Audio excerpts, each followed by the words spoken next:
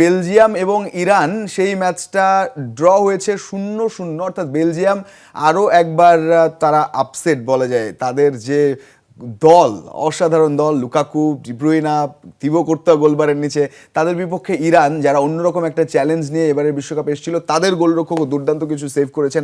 আমরা সেটারও ঝলক যদি আমাদের কাছে থাকে আমরা দেখতে চেষ্টা করবো যে ইরান গোলকিপার যে সেভগুলো, বেশ কিছু জায়গা থেকে তাকে শট অন টার্গেট ছিল কিন্তু তিনি সেগুলো আটকেছেন।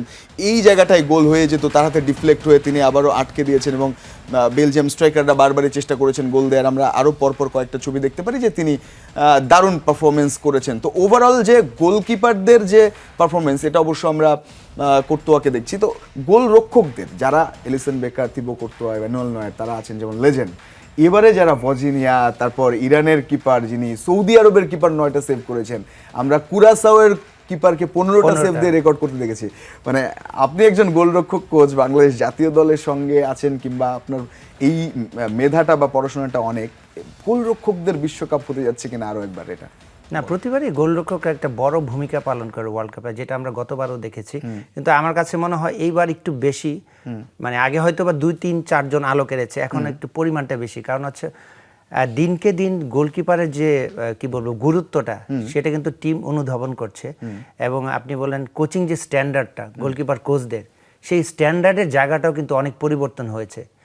কারণ পুরা পৃথিবী এখন কিন্তু ফ্ল্যাট, সো যে কোনো ইনফরমেশন বলেন বা টেকনোলজি বলেন খুব সহজে কিন্তু পেতে পারে যে কোনো একজন প্লেয়ার বা যে কোনো একজন কোচ।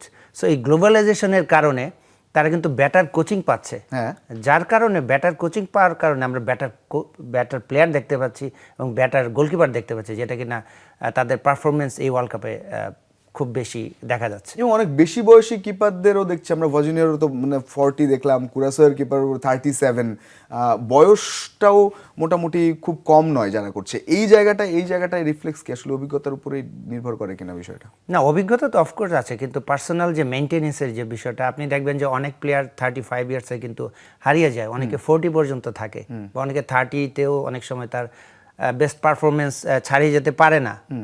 সো এটা হচ্ছে পার্সোনাল যে মেনটেনেন্স আছে, সে যদি সেই জিনিসগুলো ঠিক রাখে, হ্যাঁ, তাহলে অবশ্যই 40 বছর 42 বছর খুব ভালো ফুটবল খেলা যায়।